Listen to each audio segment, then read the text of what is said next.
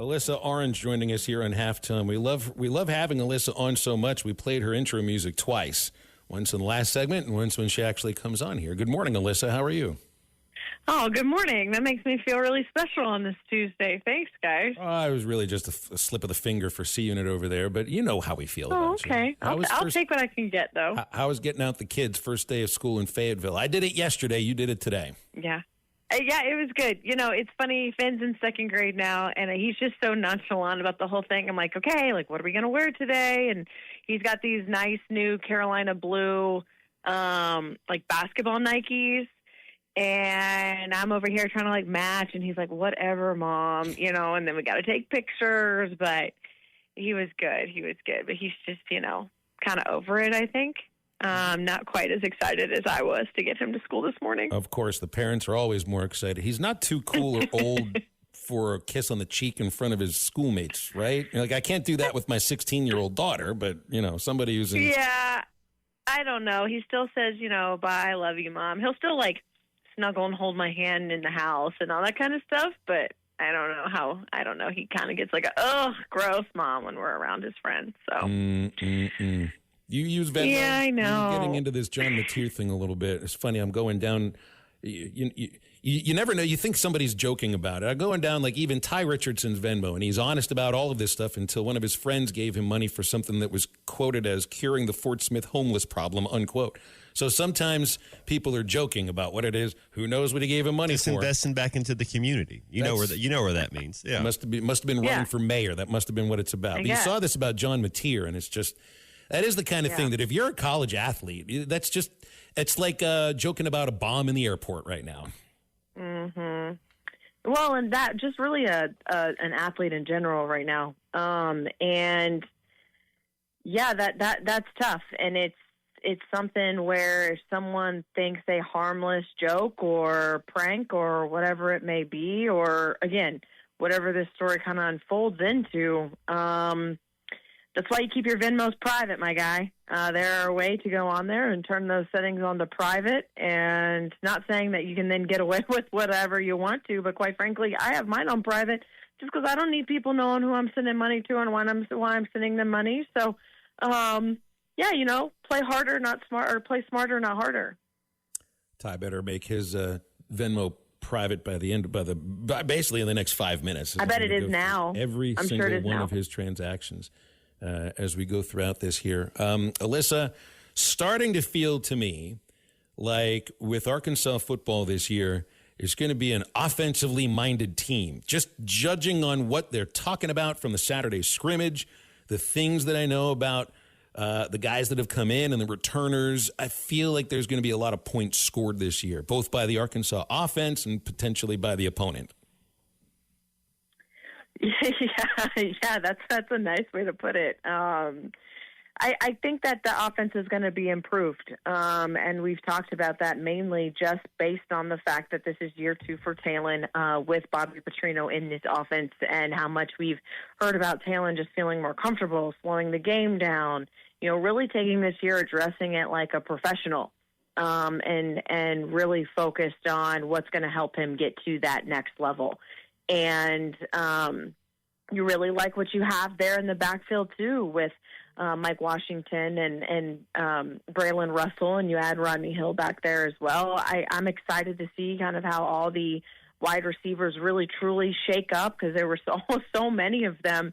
Who was going to really be that go-to? It sounds like Omega Blake has really kind of separated himself to a degree.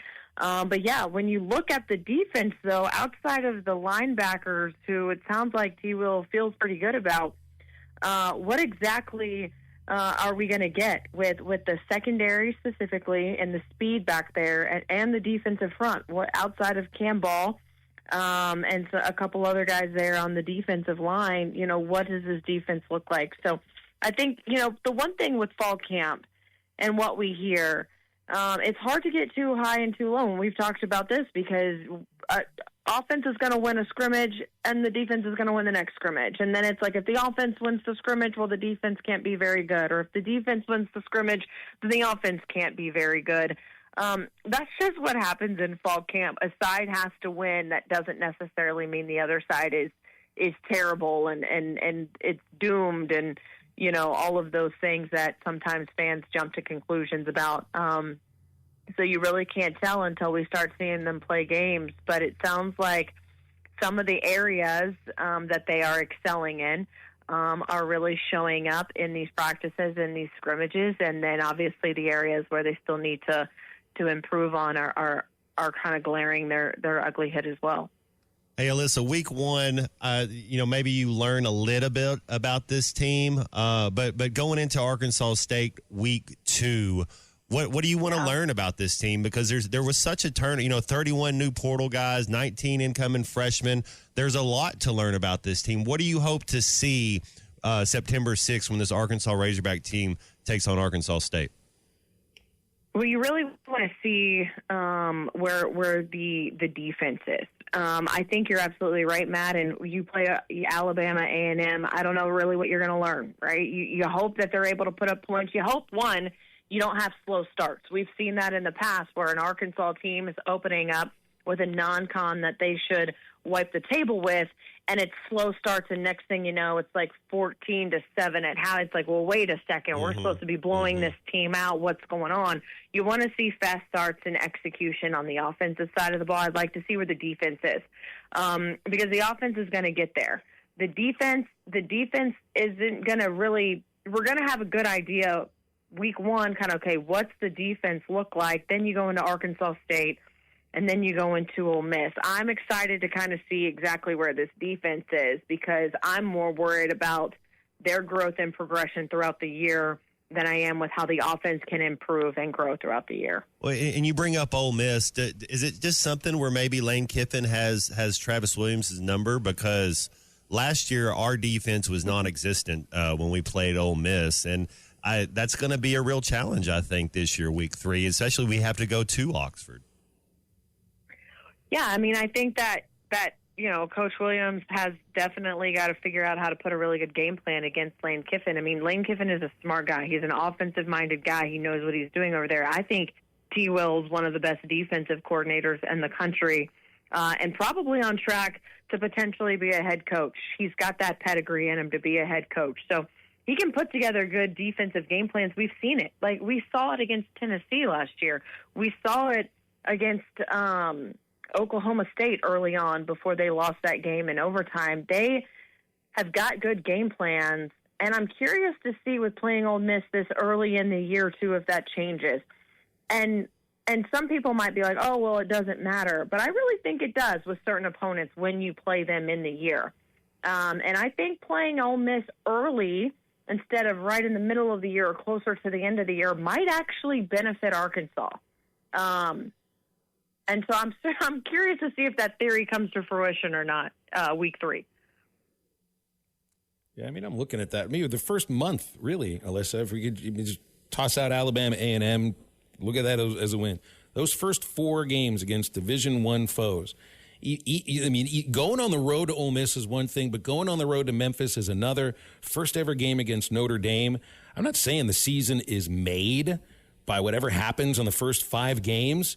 But, man, it's certainly going to give you a little bit of a script that you may be going by. And it's like, this isn't I don't mean this to open up a conversation about should John Gruden be the next head coach at Arkansas. I don't mean to bring that up. Please don't start that. The only reason I'm bringing it up is because of what he brought up over the weekend and how that caught fire across the landscape of college football. And all the analysts, most of them, by the way, who are outside the state of Arkansas, that are pointing to, well, they need to hire him.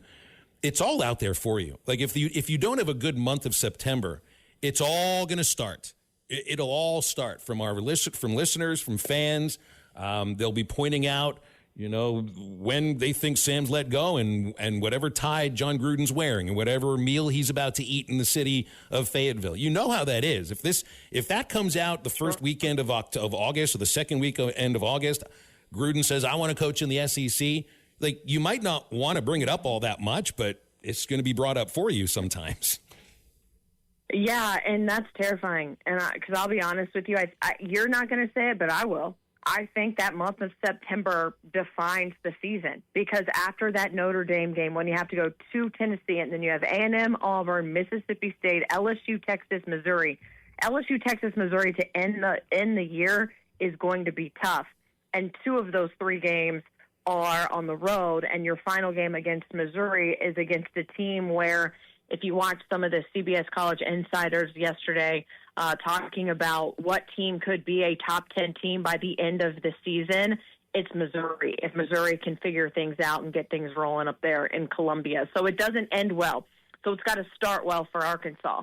And so I'll say it. The month of September matters substantially to what the rest of the season is going to look like. Now, in terms of this John Gruden talk, fans are going to say what they want. The grass isn't always greener on the other side.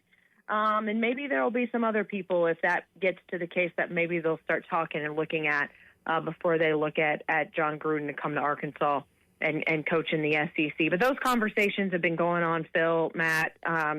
Every year it feels like, even, when Brett Bielema was still here, there was, those rumors, I think, what was it, 2016 or 17, about Gus Malzahn coming to Arkansas, and then they get Chad Morris, and then, okay, well, who can we come get to have, those conversations are always happening every single year. It's just about who is the name on fire right now. John Gruden seems really, really flashy. Again, all I'm going to say is grass ain't always greener on that side. If people are going to have those conversations, let's make them intelligent conversations. Yeah. I think is going to end up coaching first. Jimbo will get back into the game before Gruden does. Don't you think? I mean, if you look at somebody that's got a track record in college football, a national title, I get that. Somebody that... Hey, my guy might just love being on the ACC network and talking ball. Who knows? Well, he's made to talk, Alyssa. Nobody outside of the Micro Machines guy can fit more words into a minute. Someone's got to tell him to take a breath and remember what a period is. I remember covering him my first year out of college in 2009, and it was his first year as a head coach. And going to his very first press conference, and I'm like, breathe. And then you get back to the TV station, and you're trying to transcribe a soundbite, and it's like, okay, do we want a 10-second soundbite or a minute and a half soundbite? Because I can either cut it here or I can't cut it until right here because it doesn't make any sense. It was like, it's a lot. He doesn't breathe. Well, Gruden says he wants to coach in the SEC. Where Jimbo's main success came from was the ACC. He's back on ACC network now. Do you think he coaches in that league again or comes back into the SEC? My guess would it would be an ACC program. Yeah, I think it's whatever school that he feels is a good fit that calls first. I don't think he's going to just look at SEC schools. I think he'd entertain an ACC school if they called. It'd be interesting. I don't really know what ACC school that would be right now that you wouldn't have to really work. And that's the thing with Jimbo, which is interesting, right? When you look at his career. So he's the OC at LSU, right? Then he comes over to Florida State as a coach-in-waiting OC under Bobby Bowden, takes over in 2009 as the head coach, takes over a program that, again, Bobby Bowden retires, was kind of forced to retire. We kind of all know that didn't end super, super great. But that team still was 6-6 and went and beat West Virginia in a bowl game in Jacksonville that year. So you're taking over a program that wasn't falling apart by any means. So then you're at Florida State. You win a national title in 2013, and then Texas A&M steals you away. Now, again, that team wasn't bad, but A&M wasn't really bad either.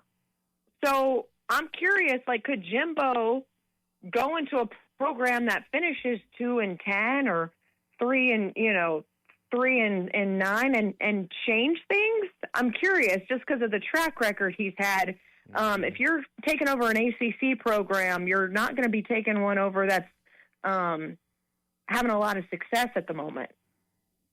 Yeah, that's a really good point. That is a good point. He's never had to rebuild things, and I mean, with the record at A&M, it's just that the record didn't equal what the recruiting rankings or the money spent on that. They're supposed to win national titles, not 8 games a year. Right. So I'm curious. We'll see. I think Jimbo is not done coaching. If the right opportunity comes around, I just would be curious what ACC school he would say yes to that would open up in the next couple of years before maybe another SEC school comes knocking, just to have a conversation. Because we can win games. He's just, I think he might have a little Bobby Petrino in him, where like he's been. What happened at A&M might have been a nice little kind of wake up call, humbling moment for him. And if he kind of changes anything, we'll see. I don't know.